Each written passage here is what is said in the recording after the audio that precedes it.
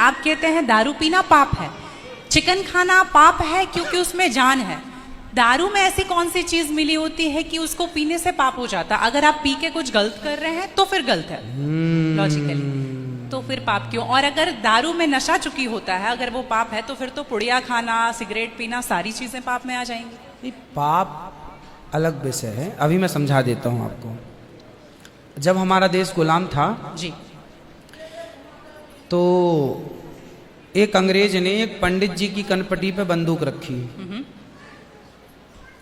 और अंग्रेज ने कहा, ये पंडित जी यहाँ हो, तुम बड़े पुजारी हो? हाँ पुजारी हूं। हिंदू हो? हाँ। आज मैं तुम्हें गोली मारूंगा। पंडित जी बोले, क्यों मारोगे? बोले, आज 4 चीजें तुम्हारे सामने हैं। अंग्रेज ने 4 चीजें पंडित जी के सामने रखी। पहले, पराई स्त्री लाके रख दी, तुझे आज इसके संग रहना है। दूसरा, मांस रख दी, आज तुझे मांस खाना है। और तीसरा, ढेर सारा सोना रख दिया। इतना सोना तो रोज भीख मांगता है ना, ले जा सोना। और चौथी, दारू रख दी, शराब। इन 4 में एक चीज तुझे लेनी पड़ेगी, नहीं लेगा तो गोली मारूंगा। बोल क्या लेता है? पंडित जी बोले, पराई औरत तो मैं नहीं देख सकता, मार दो गोली मुझे, पर मैं पराई स्त्री के, मेरी माँ बहन, मेरे संस्कार ऐसे हैं कि ये मेरी माँ बहन और बेटी है, ये मैं मर जाऊंगा पर चरित्र में दाग नहीं लगने दूंगा, तो ये स्त्री तो मैं नहीं ले सकता। अब मांस भी मेरे धर्म के खिलाफ है, आप गोली मार दो, मैं ब्राह्मण हूं, मैं मर जाऊंगा पर ये धर्म नहीं छोड़ूंगा। और रहा ये सोना भी नहीं लूंगा, क्योंकि मैं भीख इसलिए बेईमानी करता तो भीख क्यों मांगता? मैं ईमानदारी से भीख मांग के खा सकता हूं, बेईमानी का करोड़ों नहीं ले सकता, इसलिए सोना भी नहीं लूंगा। हाँ, पंडित जी को लगा ये तो पानी है, दारू शराब। उनको दारू पानी लगा, ये तो पानी है। पंडित जी को बेचारों को पता नहीं था कि दारू का क्या मजा है। अब उनको लगा ये पानी है, पिएंगे निकल जाएगी। पानी समझ के पंडित जी ने बोला कि चलो, गोली कनपटी में बंदूक रखा है, चलो पी लेते हैं, अभी निकल जाएगी शाम तक। पंडित जी ने दारू पी, और जब दारू पी ली तो दारू जब पी तो नशा चढ़ा। और जब नशा, शराब का जब नशा चढ़ता है तो इंसान नहीं रह जाता। जैसे स्त्रियों को, जिसको ऑपरेशन होता है ना जी, तो रीढ़ की हड्डी में डॉक्टर एक इंजेक्शन लगाते हैं स्पाइनल में, जिससे शून्य हो जाती है। वो अंग क्या हो जाता है? कोई भी ऑपरेशन में डॉक्टर आपको शून्य कर देता है। उसी तरह शराब आपके मस्तिष्क को, आपके सोचने विचारने की क्षमता को शून्य कर देती है, माइंड को शून्य कर देती है। आप ये निर्णय नहीं ले पाते कि क्या सही है और क्या गलत है। अब पंडित जी जब नशे में झूमने लगे तो वो उस स्त्री को छेड़ने लग गए, ए यहाँ जा, नशे में। तो यही तो प्रश्न था मेरा गुरुजी कि वो नशे में ऐसा कर रहे हैं तो गलत है। अगर जो बोलते हैं हम जेंटलमैन पैक पीते हैं, हम 2 पैक पीते हैं या 3 अच्छा ये बताओ, नशे में करने लगे तो गए, वो नशा आया कहाँ से? शराब जहां से आया वही तो गलत है। नहीं तो गुरुजी, सारे फसाद की जड़ तो वही है। गुरुजी जब ज्यादा पी ले रहे हैं तो ऐसा हो रहा है, जो कम पी रहे हैं और ये कह रहे हैं कि कम पीने से ऐसा नहीं होता, आप ज्यादा हमारे यहाँ 5 महापाप गिनाए हैं शास्त्रों ने जी। 5 महापाप, उनमें से एक शराब है। शराब है, हाँ। शराब को महापाप इसलिए कहा गया है, ये बुद्धि भ्रष्ट, शराब पीने वाली की बुद्धि सात्विक नहीं हो सकती।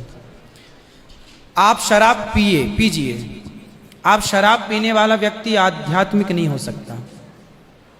जो ईश्वर से कनेक्टिविटी है, जो हम आध्यात्म जगत की बात करते हैं, देखो आप शराब पीने के शराब लोग क्यों पीते हैं? शराब कौन पीता है? समाज में 2 किस्म के लोग होते हैं। एक वो होते हैं, जैसे मैं सात्विक हूं, आप सात्विक हैं, आप चाहते हैं कि मैं भजन करूं भगवान का, ज्यादा हाय हाय नहीं, शांत खुश भगवान के चिंतन में। एक तो इस प्रकार का आदमी है भगवत चिंतन में, वो ज्यादा खाता भी नहीं। एक आदमी कैसा है जो विषय भोगी है। शराब शरीर को गर्म करती है, शराब शरीर को गर्मी पहुंचाती है। और जो व्यक्ति भोगी होता है, जिसे भोगों को भोगना है, वो लोग शराब का उपयोग करते हैं अपने भोगों की क्षमता को बढ़ाने के लिए।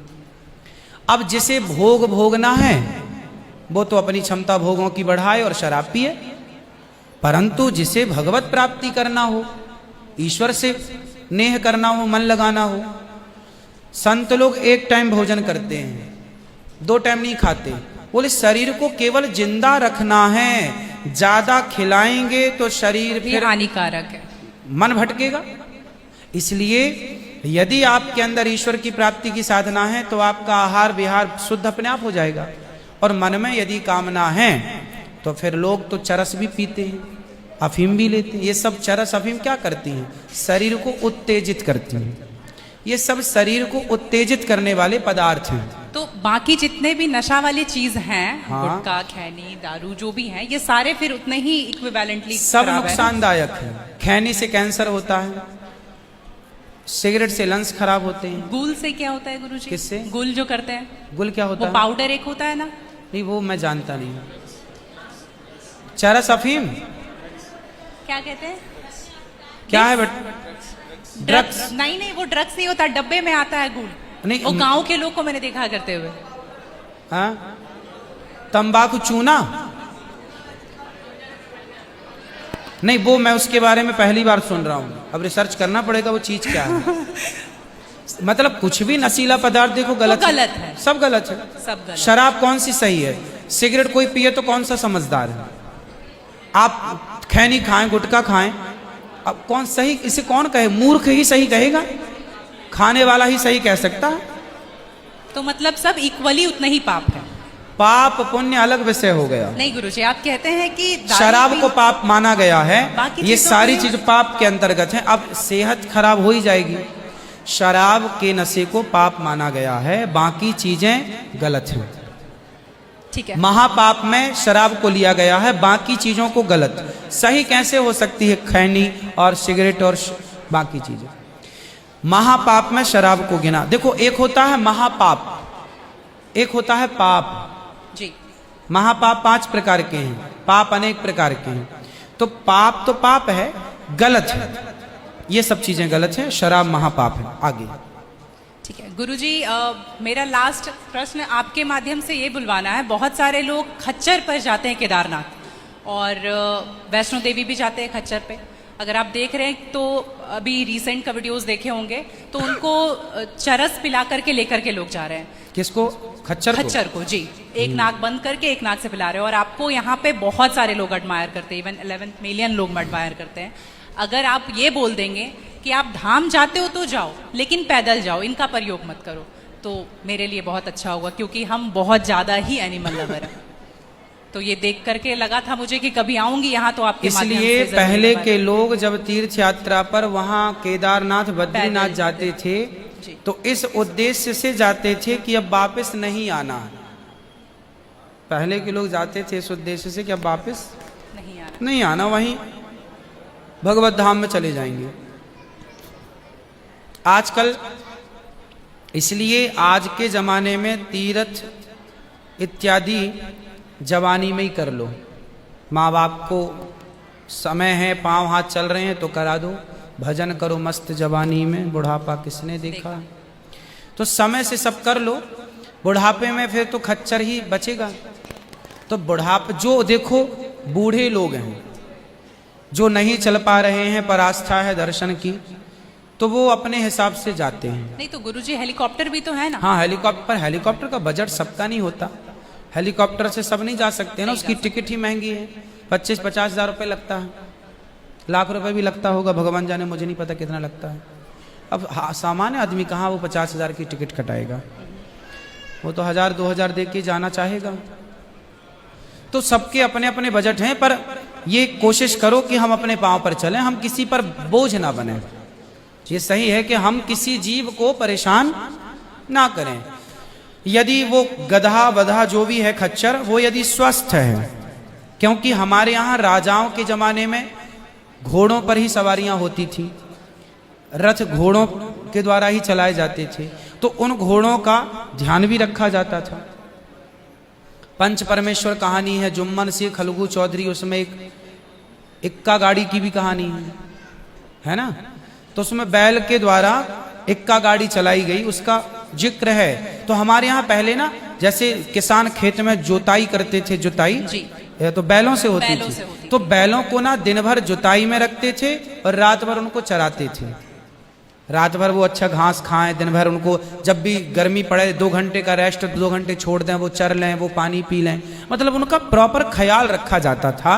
आज कुछ लोग क्या है, पैसे कमाने के लिए उनका ख्याल तो रखते नहीं है, और वो पैसे लेने के चक्कर में ना उसको भरपेट खिलाते हैं, ना उसका पानी का ध्यान, ना खाने का ध्यान, तो वो कमजोर हो जाता है, मर जाता है कई बार। वही प्रॉब्लम है गुरुजी, वो 5-5 बार चढ़ाते हैं और आने के टाइम पे पूरा पाँव टूट जैसा जाता है और फिर उसका ध्यान नहीं रखते। उसकी खिलाई पिलाई हो और एक समय होता है, यदि जवान है तो उसको उपयोग में लिया जाए, बूढ़ा है तो उसको रिटायर कर दिया जाए। अब बूढ़े गधे के ऊपर भी लोगों को बिठा कर ले जाएंगे तो एक हर व्यक्ति जानवर हो या इंसान हो, हर चीज की क्षमता होती है। जवानी सबके साथ होती है और बुढ़ापा भी सबके साथ होता है। जी। तो उन लोगों को भी इस बात का ख्याल रखना चाहिए। आप लोग भी अपने पांव पर चलने की कोशिश करें और कुल मिला के जीव पर कोई भी भार ना बने, जीव मात्र को हम परेशान ना करें। जी, धन्यवाद गुरुजी, थैंक यू।